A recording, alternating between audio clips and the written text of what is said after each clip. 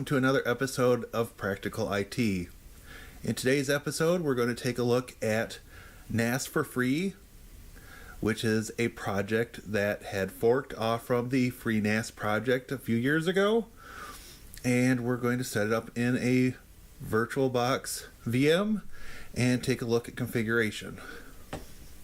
So let's get started. I've already set up the VM, and let's take a look at the settings. So the system does require a minimum of 8 gigs of RAM. I gave it 2 processor cores, set it up for bridged networking, and I've given it a total of 5 virtual hard drives. The one on the IDE controller is 16 gigs, which will be used for the boot volume. The other 4 will set up in a RAID array. So let's move over to our other screen. And when you get booted up, it's going to automatically have an IP address. And the first thing we need to do is get it on the network that I'm actually operating on. So we're going to go to option number 2, configure IP address, and we're going to use DHCP. We do not want, at this point in time, IP version 6. Say no, and it should come back with a valid IP address in a moment.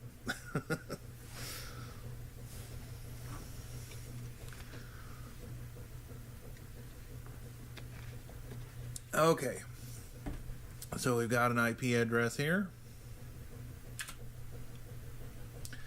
and the next thing we need to do is go ahead and run the install. So we're going to say option 9. Alright, install embedded OS on a hard drive, solid state drive, compact flash, or USB. And that's exactly what we want to do. And so we're going to go ahead and use a GPT partition format. Let's just say OK.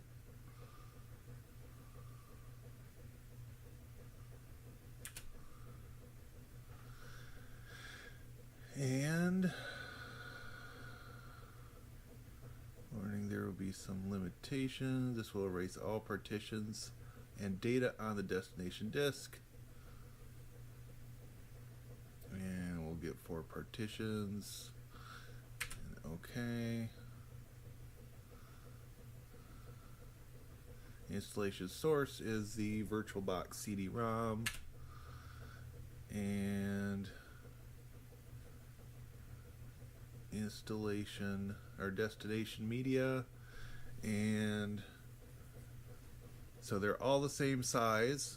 The oddball one, the AD0, is the one that's going to be on the IDE interface, so we're going to use that for the install and match the swap to the amount of RAM and let it do its thing.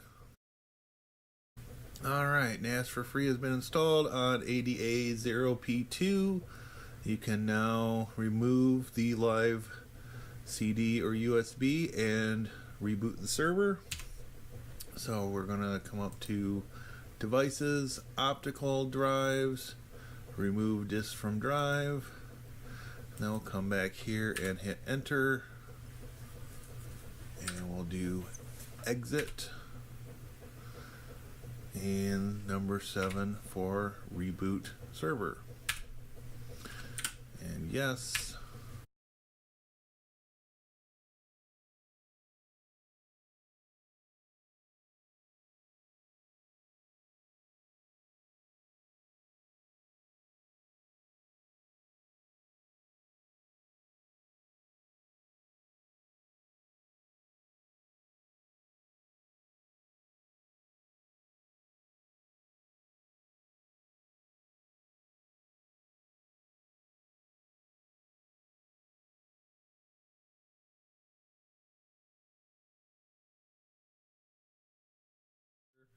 And we've got our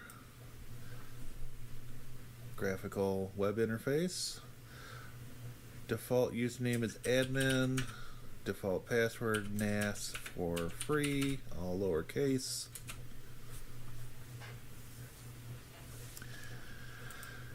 Okay, so we've got 2 CPU cores showing, and it's not using very much CPU at this point in time. And we've got no disk space configured. First thing we should do is check for firmware update.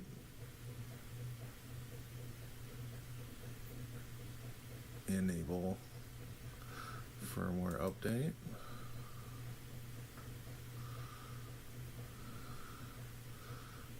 And so this is not an automatic thing. We've got to go out and grab a file.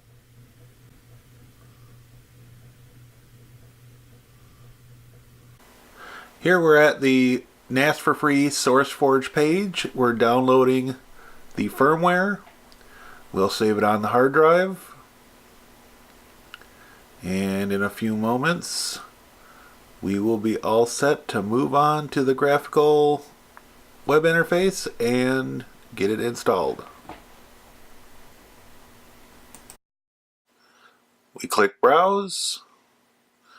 We'll navigate to and select our file for our firmware.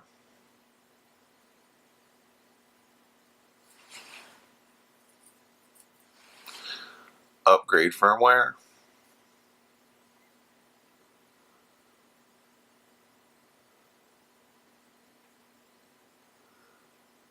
Firmware is now being installed. Server is going to reboot automatically.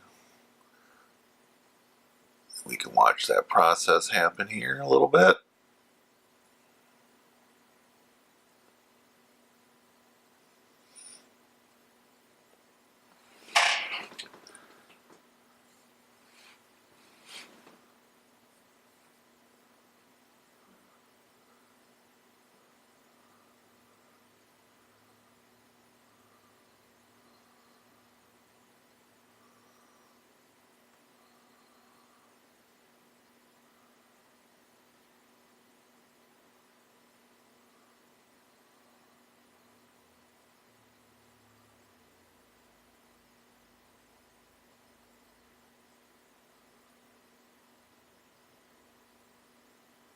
We have our same IP address.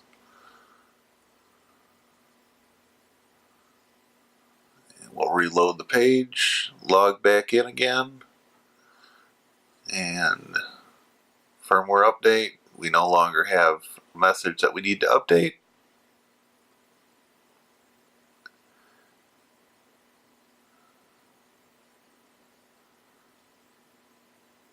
Going through the menu options here.